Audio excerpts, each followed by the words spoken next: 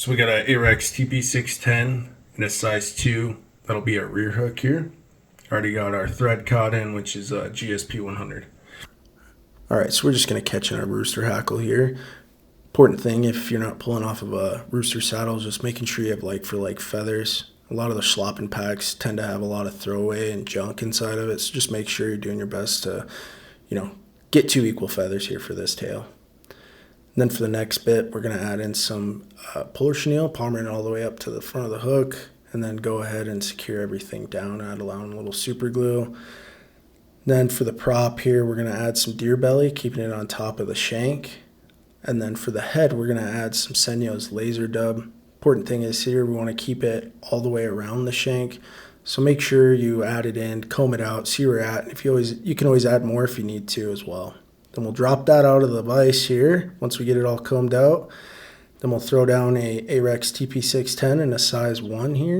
And then we're going to work these medium-sized dumbbell eyes in. Important thing with dumbbell eyes is just making sure, depending on the orientation of the hook, you want to make sure your eyes are orientated correctly as well. In this case, we want the hook point down, so we'll go ahead and add those to the bottom of the hook shank. Then we'll just add in our articulation wire. Important thing here is just making sure you have tight thread wraps, also adding in a healthy amount of super glue as well. Once you get all that secured in, then we're going to go ahead and move on to our first material on this hook, which happens to be puller chenille. Move that up to about the third way up the shank. Then we'll add some deer belly here, once again keeping it on top of the hook shank, trimming it out. And then we're going to grab some more Senyo's laser dub, and we're also going to do a 360 around the shank on this as well. So comb it out, add some more if you need to. And then the last bit of puller chenille here, we'll palmer it up to the eyes, catch it all in, and then we're going to grab rubber legs here, catch those in, and then trim those out to size. Once we get everything secured, then we're going to go ahead and grab our last section of deer belly. It's a pretty healthy amount, and then get everything trimmed out as well.